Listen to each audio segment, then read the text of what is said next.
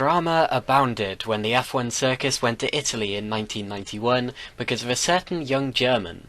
Michael Schumacher had emerged on the scene at the previous Grand Prix racing for Jordan, and he had made such an impression there that Benetton immediately swooped in to sign him. Jordan were of course very angry about this and took Benetton to court, but it was eventually agreed that Benetton and Jordan should have a driver swap, Jordan's Schumacher for Benetton's Roberto Moreno.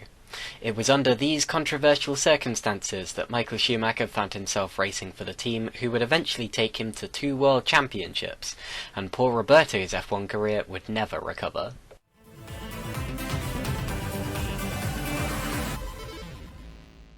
Qualifying for the race was very close, with both McLaren's and Williams' separated by just over a quarter of a second.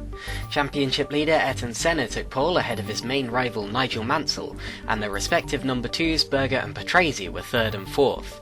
However, it was the 3rd row of the grid who would have been catching the gaze of the Tifosi, as that was where they could find the 2 Ferraris of Alain Prost and John Alesi. Behind them, young Michael Schumacher had incredibly outqualified his new teammate Nelson Piquet. Keep in mind, this was just Schumi's 2nd Grand Prix and Piquet's 200th. Roberto Moreno had also done a good job in qualifying to start 9th for his new team, ahead of the Italian Martini in 10th.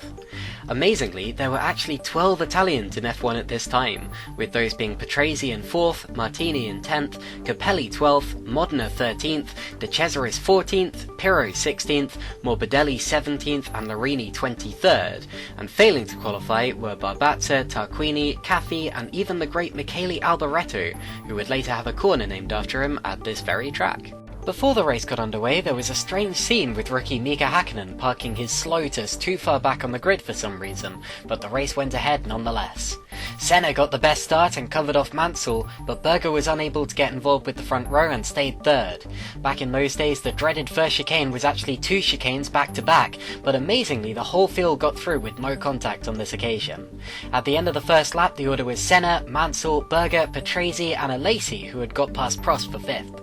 On the second lap, Alesi decided he didn't want to settle for just being the lead Ferrari, and he went for a move on Patrese for 4th.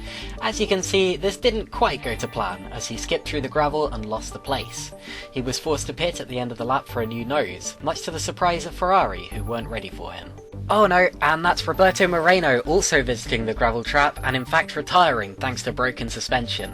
What a shame for the driver who had been doing so well adapting to his new team, but who would surely have been disappointed to be there in the first place. So back to the leaders, it was still Senna leading from Mansell, but you can just about see in the background that Patrese took 3rd from Berger off screen. I'm not exactly sure how this happened, but perhaps Berger was beginning to struggle as you see Prost going for a move on the McLaren as well. Berger held Prost back though, for the time being at least.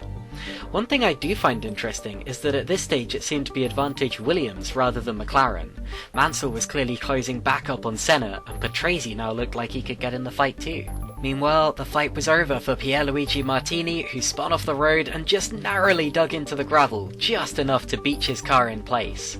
An Italian driver in an Italian car, but it just wasn't to be on this Italian Sunday. Ooh, and that's a close one there. That's Gugelmin going off right in front of the leaders. Senna was probably getting 1988 flashbacks.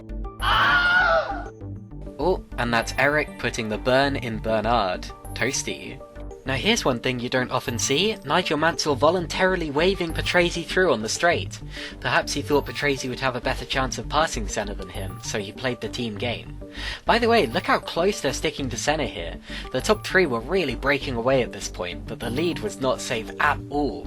Less than a lap later and Patrese was already challenging Senna for the lead, so whatever Mansell's thought process was appeared to be on point. Here we are on lap 26 and watch Patrese slipstreaming Senna down to the Ascari chicane.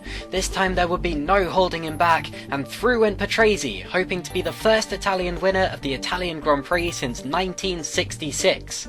Any English fans of the World Cup know how that feels. It's coming home, it's coming home. It's not coming home! Just 1 lap after taking the lead, off went Patrese in a cloud of dust from what eventually turned out to be a gearbox failure. He initially continued but later retired from the race after what had been a very strong drive. Senna then went back to the lead ahead of Mansell and Berger, but poor Patrese being the first car from the big 2 teams to falter.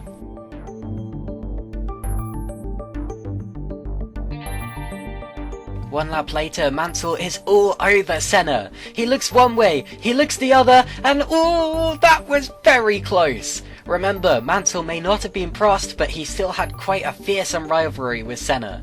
These two had come together before, and there was nothing to say that they wouldn't again. Thank goodness Mansell didn't absolutely send it. On lap 30, there was another major retirement, and that was Jean Alesi. Enzo Ferrari may well have married a 12-cylinder engine, but Jean's V12 had very much divorced him. This now meant that the Tifosi's hope was all on Alain Prost, the then three-time world champion, running in 4th place.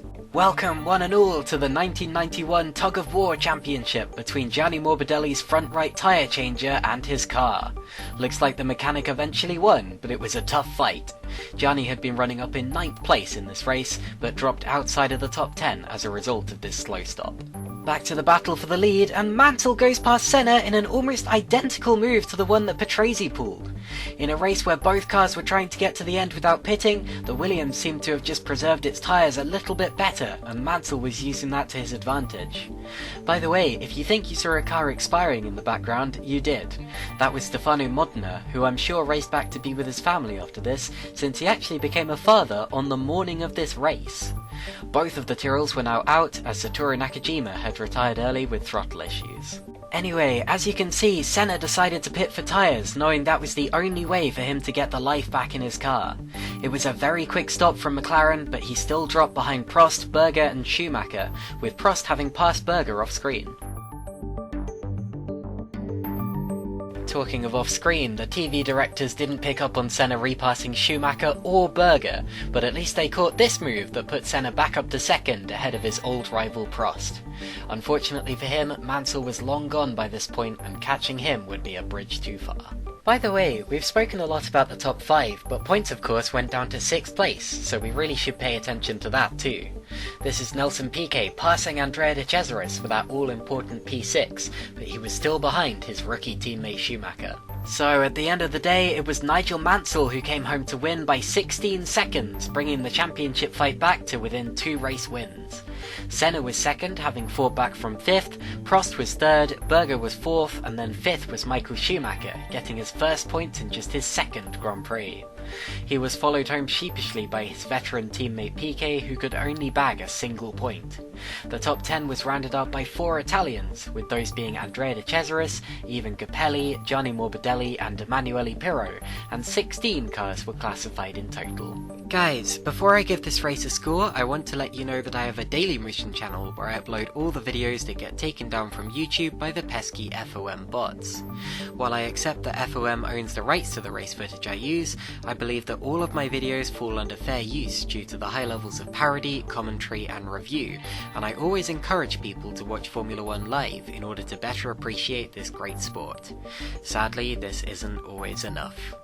I also occasionally stream on Twitch, where you can chat to me live, so I've included the links to both my Daily Motion and my Twitch channel in the description of this video. Thank you. I gave the Grand Prix an 8.7 out of 10 overall, making it the joint 4th best race that I've covered from the 1990s. I honestly really enjoyed this one, as it had everything that I want from a Grand Prix.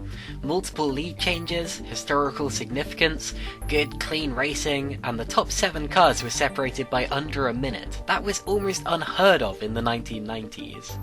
You may also notice that there were no additions to the crunch count, and while I can't rule out that some of the off-screen spins or failures were caused by contact, there was at least none caught on camera, making this just the 2nd time in history where the crunch count has been 0. Funnily enough, the only other occasion was also in 1991 at the Hungarian Grand Prix. I'll give the Driver of the Day award for Best Driver to Michael Schumacher for an excellent 5th place finish in just his 2nd Grand Prix. Surprisingly, this is only Schumi's 2nd DOTD on this channel, along with the 1994 Pacific Grand Prix. I'll give the Inouye Trophy for Worst Driver to Thierry Boutsen, who spun off the track on just the 2nd lap, and didn't even bother doing it in front of a camera. Drive safely guys, and I'll see you next time.